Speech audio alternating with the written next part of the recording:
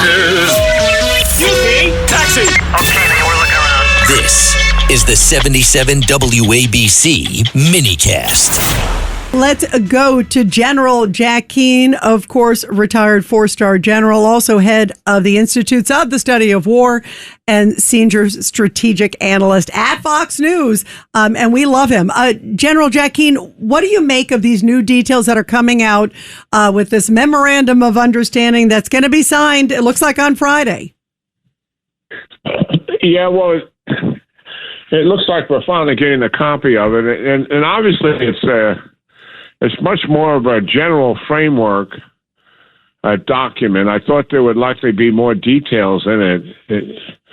There's, to me, my gut reaction to it, it's more about what's not in there than what is in it.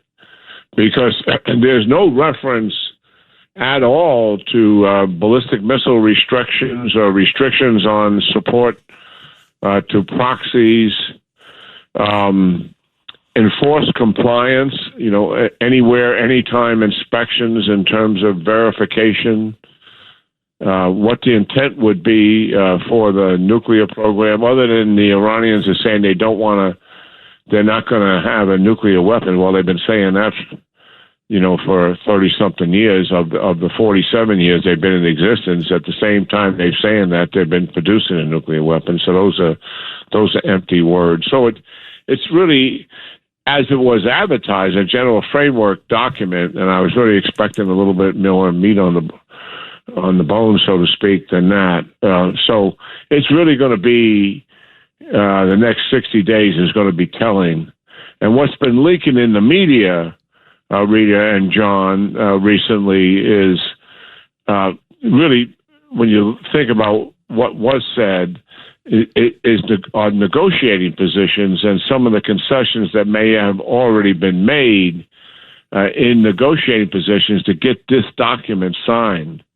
And certainly Iran was putting out their version of it, which, I just completely discarded. But what got my attention yesterday was that media colleagues who I have faith in had sources, significant sources in the White House, who were expressing concerns about the positions that our negotiators were taking to get these concessions, and some of that was quite alarming, and that got a little bit more reaction because of who the sources were, not named, of course, but they were White House officials, who were expressing some concern. It's one thing for Iran to be propagandizing and spinning things, which they always do. It's quite something else. Yes, it's on both sides of the fence. People in the administration doing it. It's happening in Washington and it's happening in Iran. Iran has two sides, and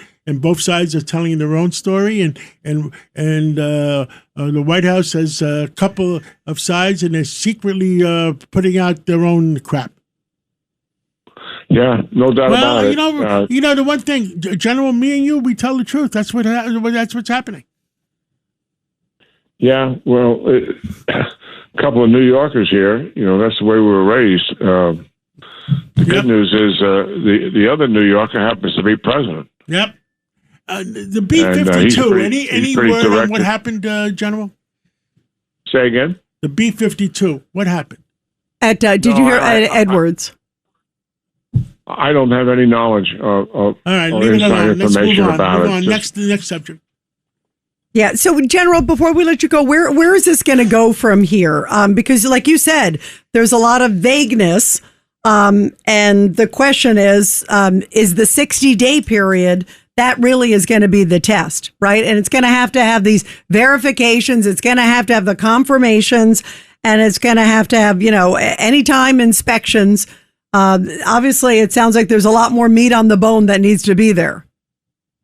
Yeah, for sure, Rita.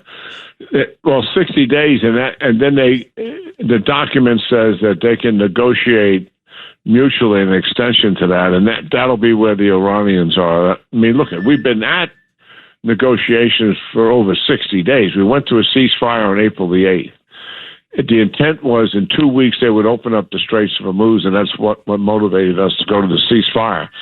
So here we are, 2 months plus, and now we've finally getting around to opening up the Straits of Hormuz after the document is signed officially on Friday, I think it is, and released. The president said today he's going to take the time and read the 14 points in the document publicly, I guess when he gets home here on Friday, to make certain that everybody understands, what's in the document, given all the different views of what is and what isn't in that document. But yeah, it's the beginning of a process, Rita.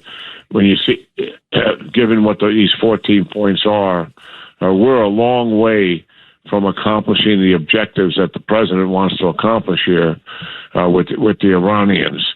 And obviously, my preferred option was to finish what we started and not to go to the ceasefire.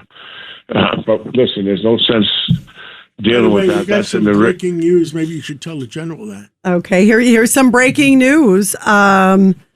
Mike Huckabee. Well, wait a minute. Hang on one second. I want to be careful, just because of the source. Yes.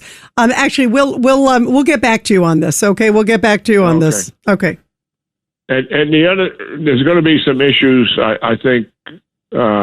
So we're at the beginning of a process that's going to take some time here for sure.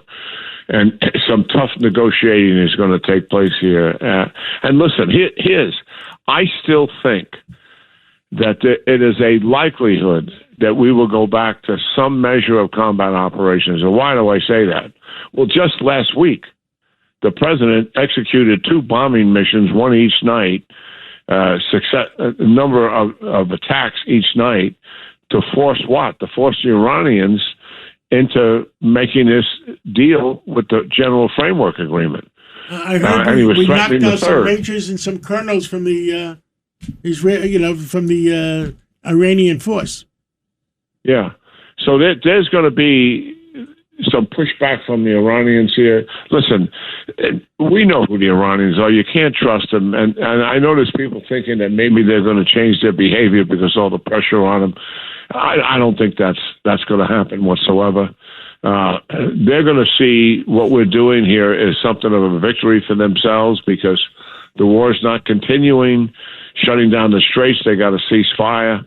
Now they're moving towards a final agreement, and they're going to delay that as much as possible, believing that the closer we get to the midterms, the less likelihood the president would return to military operations. I think that's unfounded based on the evidence that he displayed last week, and they miscalculated time and time again about him, in my view. But nonetheless, I mean, there's some tough work ahead to get out of here. Clearly, what the president wants into his maximalist objectives achieved here. The Iranians will arm twist us against doing that, for sure, and they will drag out the process, for sure. Well, I trust the president, General. I do trust the president, and he's one smart guy, and he's a deal maker, but I am sure he is not afraid to go in there and kick butt again. And he's not going to kick civilian butt; he's going to kick the butt of the Iranian force. Thank goodness. Yeah. and he has said as much, John. Yes. Yep, absolutely. Yeah. Keane, thank you so much. General Jack Keane, thank you. We appreciate it so much. Let's go to Alan Dershowitz. Yeah, great talking to you guys. Thank you. Thank you.